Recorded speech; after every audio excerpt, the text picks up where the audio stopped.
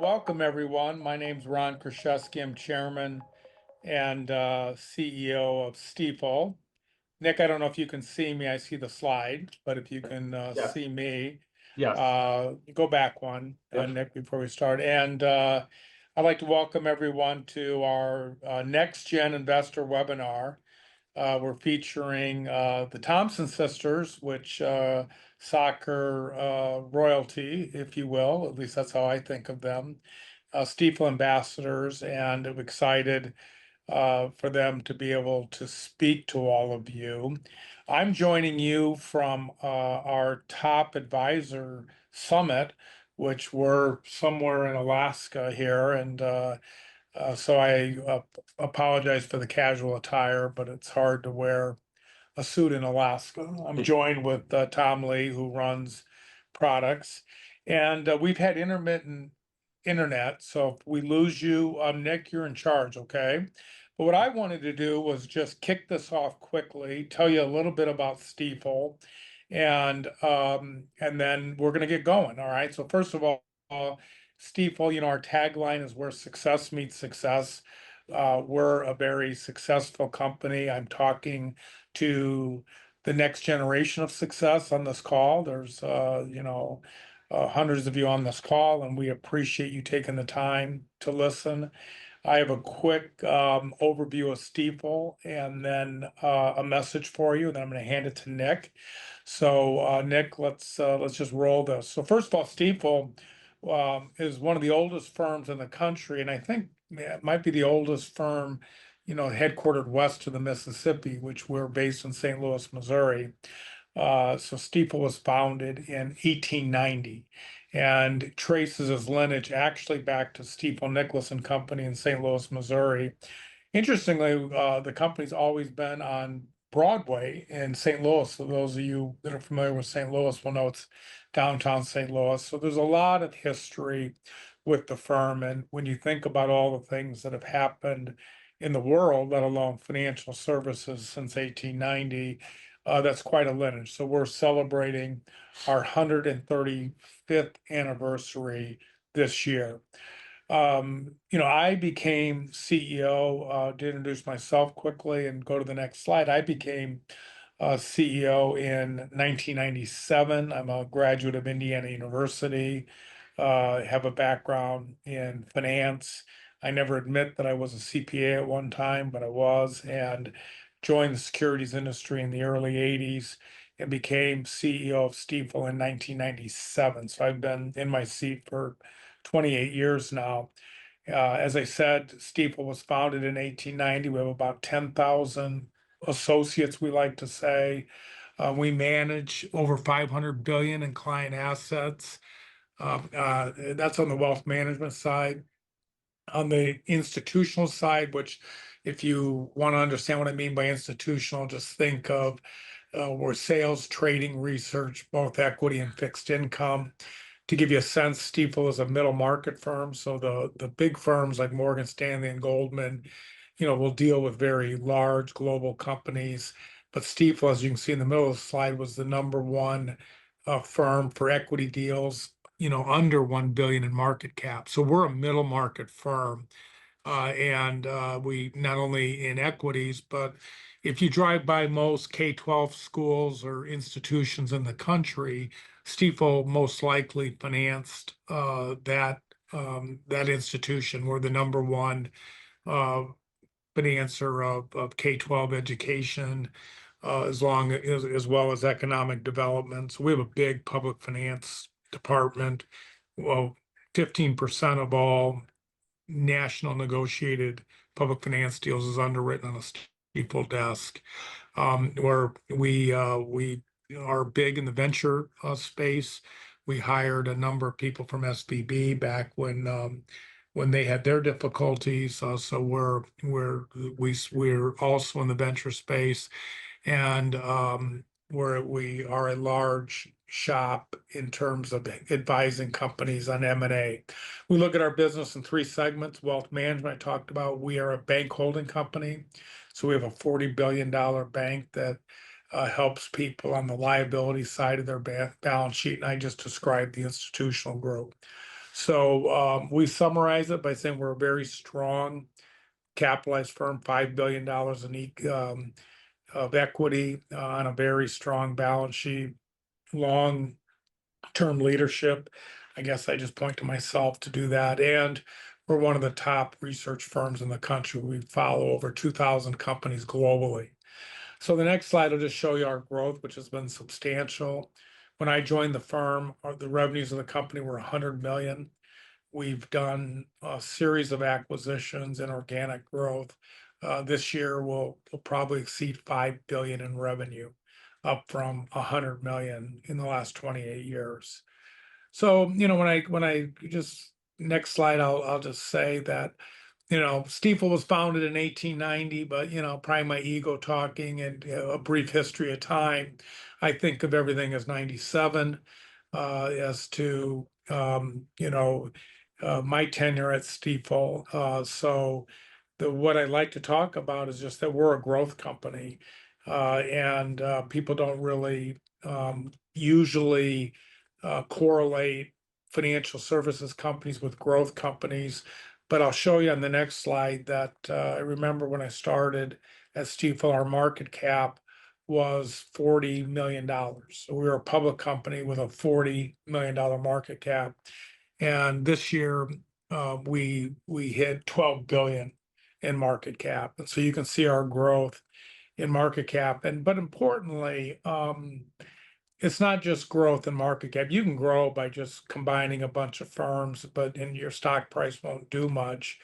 But one of the things I like to talk about at Stifel is our growth. So the next slide will just show you that since 1997, the S&P 500, which is sort of the benchmark for equity valuations, the S&P 500, if you put $1 in the S&P 500, it would be worth about $8 today. To put $1 in Microsoft back in 1997, it'd be worth about $60 today. But if you put $1 in Stifel back in 1997, it'd be worth over $70. So we've not only grown, but our shareholders have done very well.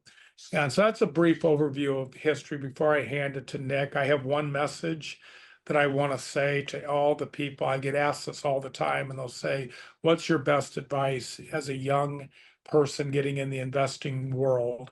And I say, it's simple. I want you to understand the difference between consumption and compounding. And as Albert Einstein said, compound interest is the eighth wonder of the world. He or she who understands it earns it. He or she who doesn't understand it pays it. And what I mean by that is that as you think about getting started in whatever that you do, remember to invest and enjoy the compounding aspects of wealth building. Don't go buy the nice new car. Don't spend all your money, doing things. You can do those things after you let compounding work. So you're going to hear a lot of things, but my message to you today is understanding compound interest. It truly is what makes every successful investor successful. It's just math. So with that, Nick, I'm going to hand it over to you. I want to just thank everyone for taking the time to listen to this. I want to say to Alyssa and Gisele, thank you so much for being on. They're Stifel ambassadors. They're fabulous, fabulous representatives of our company. And let me turn it over. Let's everyone have a great day. Ron, thank you. That's a powerful way to frame today's discussion. And thank you again for shaping the vision for this initiative from the very start. So hi, everyone. Thank you for joining us today. For a quick introduction, my name is Nick Eftimov. I'm part of Stifel's Chief Investment Office, and I'll be your host today alongside with my colleague, Sophia DiMartini. Hi, I'm Sophia DiMartini. I work alongside Nick in the Chief Investment Office at Stifel. And since I've started here, I've really taken an interest in the next generation. So that's why I'm really excited to be speaking to you guys today and speaking with Alyssa and Gisele. Yeah, thanks, Sophia. So yeah, we're really excited to launch this series as part of our broader mission to support the next generation, which as a millennial, I still think I'm a part of that. And that support, goes beyond just the financial tools and resources that we provide as a firm. It's also about helping this next generation figure out the goals and values, and as well as success, however you may define it. So to that end, earlier this year, we published a guide, the Next Gen Handbook, and you can think of this as a practical guide on investing and navigating what we see or experience to be some of life's big milestones, right? Finding a job, buying your first home. And this webinar is building on that because I think, reading is a great starting point for many, but I think some of the best learning is actually coming from hearing real stories. So today you're actually going to hear two incredible stories from Alyssa and Gisele Thompson. Alyssa made history as the youngest ever #1 pick in the NWSL. That is the National Women's Soccer League, and is a member now of the U.S. Women's National Team. Gisele, her sister, signed with Angel City right before she turned 18, made history in that league with the first sister-to-sister goal combo, and is also now a proud representative of the U.S. Women's National Team. But I think what makes their story compelling isn't just their accomplishments and their talent. It's how they've, handled all the pressure that's come, getting to this point, the major decisions they made in life and staying grounded through this whole process. And now are building something that's even bigger than just the sport that they play. So Alyssa, Gisele, welcome. We're very happy to have you here today. Thank you guys for having us. We're excited to talk to all of you and share our experiences and our story. Yeah, we want to cover a lot. It's not very often that we get to talk to pro athletes. So I think the best maybe place to start is sort of going back to the beginning.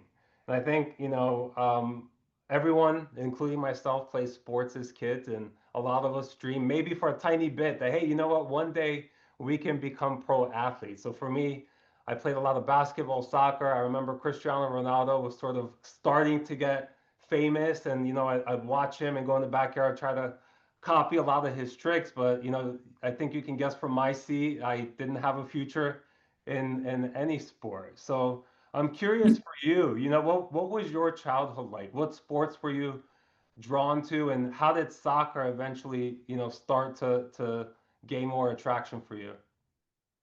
Yeah, so we started playing soccer when we were like 4 or 5, and we kind of just did it in our backyard and like AYSO, like just like getting to learn it. And we didn't only stick with soccer, we did track, basketball, gymnastics. We did like pretty much like every sport. And we really focused on track and soccer because we were kind of the best at those things. And I think we knew we weren't going to be super tall based on our parents' heights, so we kind of stick to those sports. And I think just doing it together like helped us so much throughout the whole entire thing, especially us both loving soccer and like being good at it and pushing each other to get to a higher level. And then once we kind of made it to going into national teams, going in and out of camps, I think that's when we really knew this is kind of what we wanted to do and pursue as we got older. But being so young, it was kind of hard to know what we really wanted to do.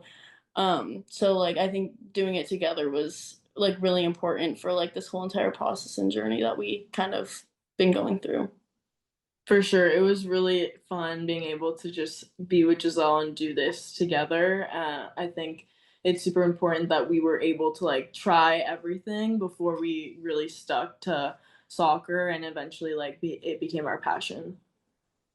Got it. I'm curious, at what point did you realize that, hey, I'm a lot better than some of the kids that I play with, and sort of said, hey, like, hey, this can actually, and you touched on that a little bit, Gisele, but like, started to think about this more of eventually becoming a career for you? I think for me personally, like when I got called to my first US women's like youth camp, that's when I was like, oh, I'm one of the best in the country, I guess. So that was probably for me. I was like, I think I want to be professional, or like I see this going further than just playing in my backyard with my sister. That was like at 13. And then after that, I was like super driven and focused to like get to that goal of being on the women's national team and eventually, hopefully, going pro.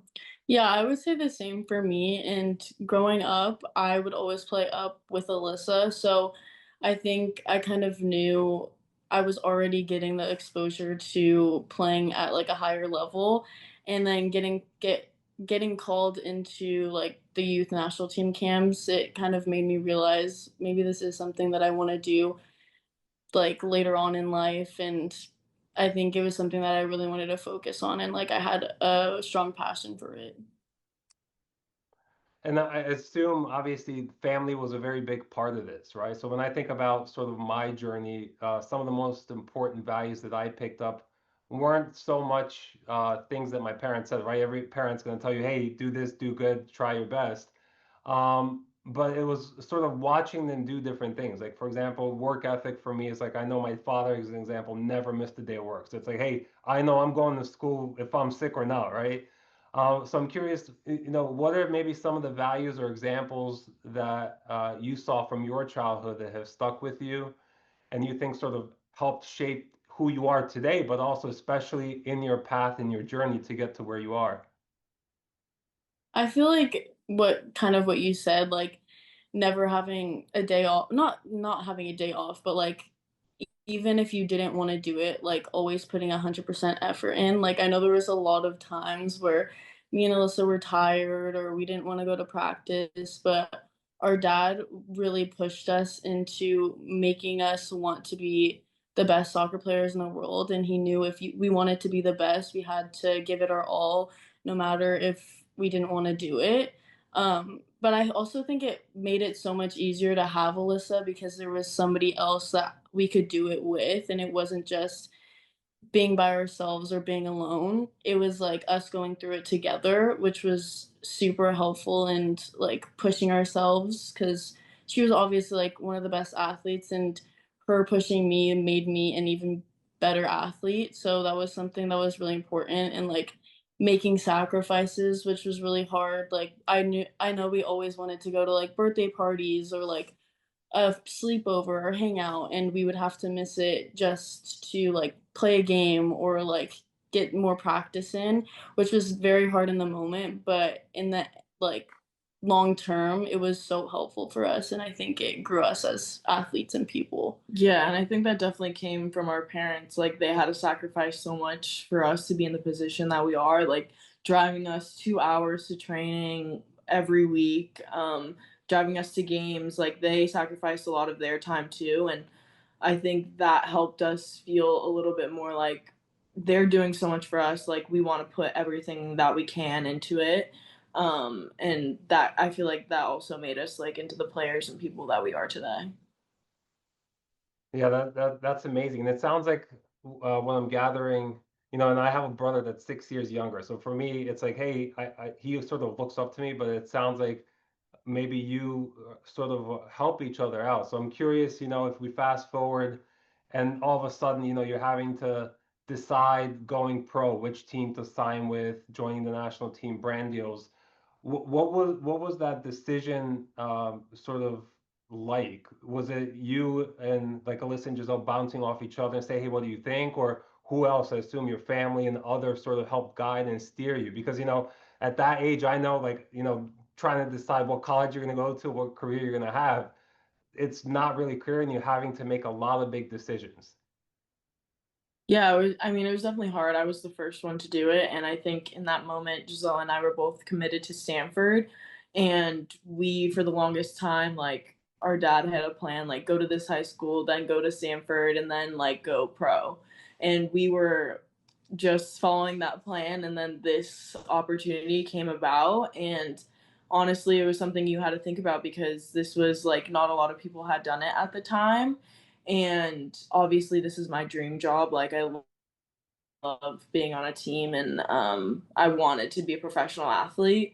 So just thinking about all the things that come with that too at 18 years old was crazy. And my family definitely helped me a lot. Gisele, obviously, but my mom, my dad, like even my aunt and uncle, they helped me a lot. They just were telling me all the pros and cons, and honestly, like at 18 I was like, I don't know what I want to do. Like obviously I want to go to college, but also this is my dream. And I think sometimes you just have to take a leap of faith and believe in yourself and have that confidence in yourself, because obviously there will be a lot of doubters being like, you should go to college and experience that and make mistakes there and then you can be pro. But this opportunity I felt was like once in a lifetime for me at that age, and I was like, I thought I was ready to go pro. And I think Gisele also was just like believed in anything that I wanted to do and was just being there to support me, because I was like pretty stressed about the situation, and she knew kind of that like my what I said was probably gonna like influence how she was gonna go forward. So it was kind of like a decision together, but also just having that support system really helped me in making that decision. Yeah, the same for me. Like, I think it was super helpful just like having my whole family's opinion, and no matter what decision I made, they were always gonna, love me and support me. And I knew that. And it just made the whole process like 10 times easier. I think my decision was so much easier because Alyssa was already pro, and seeing that journey and her whole process and kind of being there for it made my decision easier. And I knew like I wanted to be where Alyssa was, because I feel like that's kind of like what our whole life has been like, being together, and it's really hard for us to like kind of break up. But like I just think it was like the right decision at the time, and or like still I think it's the right decision. And everything that I've done till now is like led me to where I am right now, and so I wouldn't change a thing about it. Yeah, sounds like the love and the passion you had for soccer sort of made it easier, right? Because sometimes, like I feel like at least for me, a lot of times, like I know what I want. Sometimes you just need somebody else to sort of the encouragement. And for you, the family's been a very big part of that, sort of encouraging you and pushing you and say, hey, this is your goal, your dream, your ambition. Just keep at it, sort of have that leap of faith. No, Right. for sure. It sounds like your guys' experience, like going through this all and having your family behind you, is absolutely incredible. But like the coolest part is that you guys are able to do it as sisters. And you've spoken about it a little bit, but could you elaborate a little bit more about how having your sister next to you going pro and making decisions together, like what brands you work with, like how's that experience been? It's been amazing. I feel like we are very similar people, so being able to like be in LA, be together, like sign with different brands that we both like, I think has been really cool. Like we are each other's support system since we're going through the exact same things every day, and we get to live together now too. So it's just like everything that we experience together, and I think that's super special, because not a lot of people like really know how you feel, because they didn't experience what you have. But me and Gisele genuinely know how we feel about everything, so it's really cool to just like pick each other's brains and be able to like just talk about anything with each other. No, yeah, it's been so nice like having somebody to talk about anything with, especially like having the perspective of us both knowing what we're going through. It's so much easier to just like go through different experiences and challenges, because I feel like we kind of read each other's minds in a way, and like we think very similar. So yeah, I think it's just been like really easy to make brand deals as well, because we have very similar interests and we believe in the same things. So it's been pretty easy. And I don't mean to pry, but are there any difficult or challenging parts of that as well? Like if you have a personal goal that you guys don't align with, is that ever at times a thing?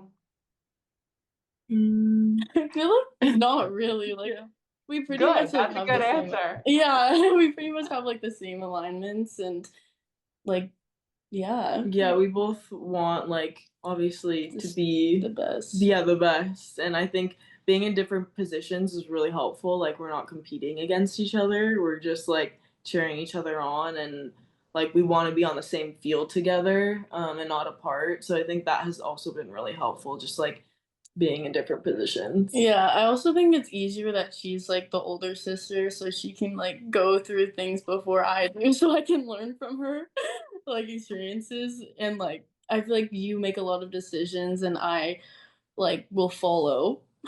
which is so much like nicer because I don't have to be making the decisions and I kind of will like go along. Yeah, but with do it your own way. Yeah. Yeah. That's awesome. So you guys are teammates, but you're also living together and sisters. So are you able to ever like come home from work? Because I mean, soccer is work, and just be sisters? Or are you now in the teammate mentality all the time? I feel like we're always in the sister mentality. Like it's I don't know like what's different from us like at the facility and at home. Like we're always like just how we are with each other. I don't think we ever switch up. That's good. That's awesome. Alyssa, I actually have a question for you as the older sister, but not by a lot, right? Is there ever a point like so as I mentioned with my brother, I'm older, so he looks up to me for advice, but sometimes it's like, hey, I don't want to be the one always making the decisions and stuff like that. Is that ever, sort of to pry a little bit to, as Sophia said, come up, or just because you're so close in age, it doesn't really feel like that? Honestly, for me, I don't really feel like the older sister just because um like I feel like we're so close in age that we're the same age. It feels like we're twins sometimes. I feel like some situations come up where it's like, well, you're the older sister, so you have to. And I'm like, but am I? Like I do envy her in some situations like that I always have to make the first move or like be the first one to do things. But I think it's made me who I am and it's made her who she is. Which is cool. Just like being an older sister is just like you're gonna have to do things first anyways. So yeah, I feel like I do envy her sometimes, but also it's just what comes with being an older sister. So I know you finished practice and you have busy schedule, so you may not be home, but I think before this season, if I'm not wrong, you both moved out of your parents' house and are now living is in an apartment. Yeah. Yes. So I mean, I remember when I first moved out, living in a house, it's like you're used to backyard, I'm outdoors, all of a sudden it's like no balconies, you're stuck. And you start to think about all the little things that you don't really have to think about, like groceries, dishes, etc. So I know you've been living together your whole life, but has that taken on sort of like a different dynamic now that you're roommates on your own? Are there any like surprises to that? I feel like there are a lot of surprises, like doing like making sure all of our stuff is washed, doing the dishes, cooking, and also when we get groceries, I feel like we have to use it really fast or else it will rot. And I feel like we didn't really have to think about that as much when we were home because our parents would cook a lot and make us food, so we kind of wouldn't worry about it as much. Um, so I feel like it's like very little things that we have to think about, and also each of us like having chores and being in our own space because we've grown up living in the same room and always being together, and now having different rooms and like being separate is just like a different experience, but it's also nice to have that space apart. um so yeah, it is very different, but also I feel like we're beginning to learn how to kind of grow into like being adults. Yeah, I feel like definitely in the beginning we were just figuring out like dishes, taking out the trash. We need toilet paper. We need like Basics. basic things that I honestly never thought about because our parents would just get them and bring them home. Like, where's the toilet paper? Oh, it's in there. Yes. Like, okay. So now it's just like knowing that it's all on